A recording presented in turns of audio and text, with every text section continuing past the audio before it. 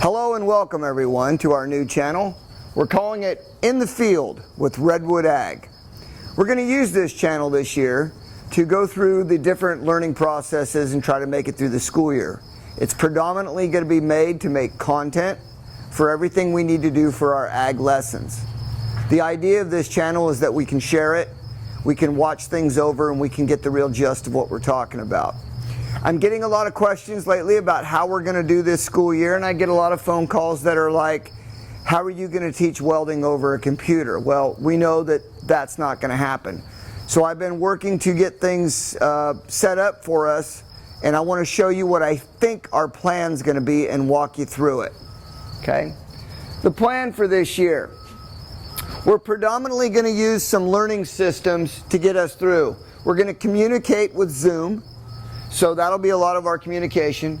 We're going to use Schoology for assignments, turning in assignments, and Schoology also talks to PowerSchool, so that's a nice mix. And of course we're going to be using the YouTube channels, okay?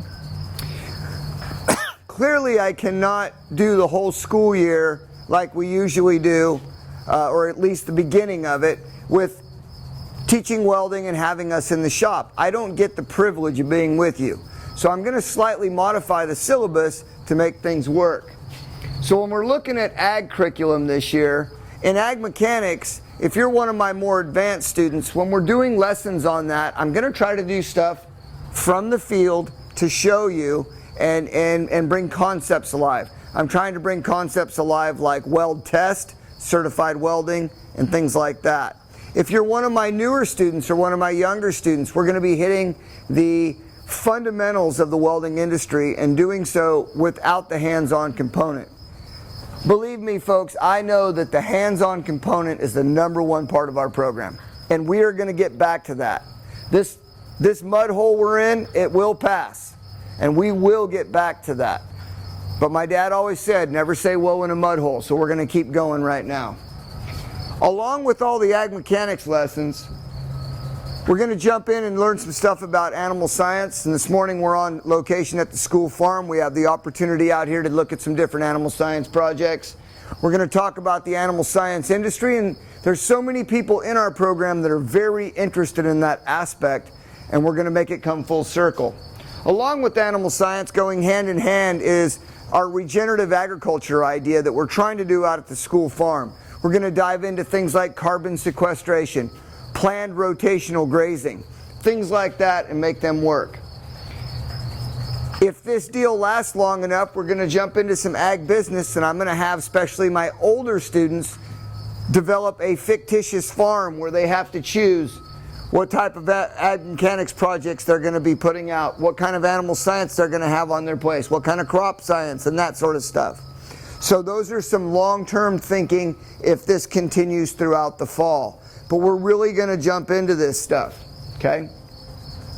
And along the way, we're going to be, of course, jumping into everything FFA. For all of you interested in being an FFA officer this year, the first week of school, we're going to be doing applications. Remember, you have to have 1 year of ag under your belt to be eligible for officers. You have to hold your green hand degree. So all you incoming freshmen, you do get to vote for officers, but you don't get to run till next year. We're going to dive into AET. AET, we dove into it a little bit, but that is our Ag Experience Tracker. That is a national program that everybody's on board with, and we need to get a lot better at it. We're going to use this opportunity to get better at it. And of course, SAEs, our Supervised Agriculture Experience. I have a lot of students that in the past have raised market lambs and things like that. Job experience, work experience for their SAEs. We're going to talk about those and fully understand those, because I think while we're at a distant situation, some of you can be doing some of that and getting your project into Ag Experience Tracker. We're going to be working on that. Some special projects that I have planned for this year. On, I think, September 3rd, we're going to be getting 50 little chicks. We're going to do a pasture-raised broiler project. And what I plan on doing is, through the use of film in that, giving you sort of a every step of the way process of how we do the pasture poultry from the time they're chicks all the way up till harvest. Okay? And hopefully we can even take that one step further and take them all the way to the Traeger and see how wonderful they taste. Another exciting thing I have planned for the fall this year is a fall garden. And I want to do some fall garden species out here at the school farm like broccoli and cauliflower. But my real goal there is to get enough broccoli and cauliflower plants that in some safe way I can give every one of you students a broccoli and a cauliflower plant, and whatever space you have at home, maybe you have enough room for a garden, maybe you only have a little planter box, or maybe we just need to plant them in a bucket if you don't have that much space. But that way, as we are growing stuff out at the school farm, you're growing them at home, and we can get some of that hands-on. Okay? Everyone wants to know what our average day is going to look like. This is where I'm being a little bit creative right now. I see our average day looking like this, and it might change because I haven't had the full training from the district. But I see us, let's take an advanced class for instance. I see us coming on Zoom in the morning, much like we would when we were in class. We would come to class, we would brief for the day, and we'd go out and get after what we're getting after. And at the end of that class period, we would come back and debrief. I see us operating a little bit the same way. I see us meeting on Zoom, briefing, going over some finer points of a lesson, and then my goal is to have you folks break out into learning groups, or maybe even on your own on some, and either research a video that I've put up or a video that I've referenced that might be, you know, some Australian doing something cool in regenerative agriculture, and research some of it, and then we come back together at the end for a discussion and a debrief. I do not see us on Zoom the entire time. That won't work for what we do. I need to introduce something to you, have you engage in it, and maybe even as a group, and then move forward. I'm still learning how to use Zoom in that capacity, and we'll get there, okay? But I think that's what our average day is going to look like. A lot of people have been asking me, how are you going to do tests and quizzes and that? We're going to take it one step at a time. I'm not real sure yet, but I do have some ideas, and they come up right now. In point number 4 here, I thought long and hard about where we are, and we're in a spot in the history. We're going to do something that's never been done in the history of ever. And so by doing that, I've thought up a mission and a vision of what we're really going for this year. And my mission is to create curriculum that re-engages and reinvigorates you students in the learning process, and doing so through agriculture. We've got to get you folks fired back up to learn. This has been a shocker to all of our systems. It's been a weird deal. We've had seasons taken away from us, and being able to show livestock taken away from us, and all kinds of things. Well, we got to get back into it, and we got to get back. The horse bucked us off. We got to get right back on. And here's what we're going to do. We're going to re-engage in all this, and we're going to do so in a way where you get excited about the learning process. That's my goal. How am I going to do it? That's where my vision comes in.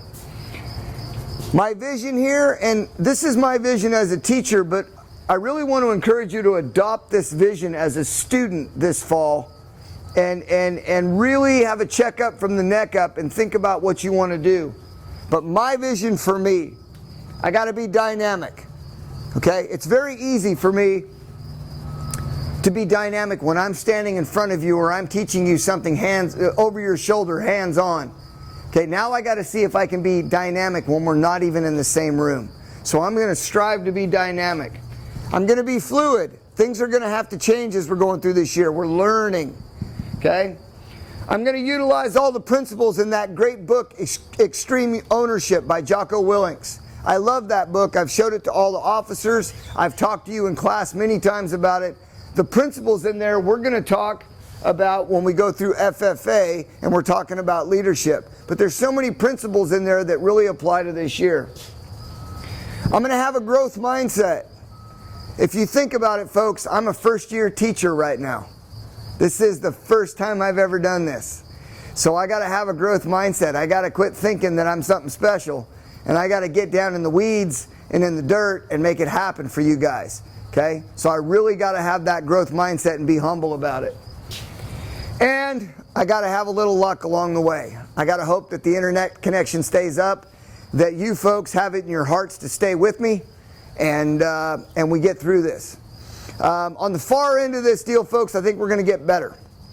I think that this is going to make me a more powerful teacher, maybe you a more powerful student. But together, when we get back to normal, we're going to have a whole bunch more tools we know how to use. Okay?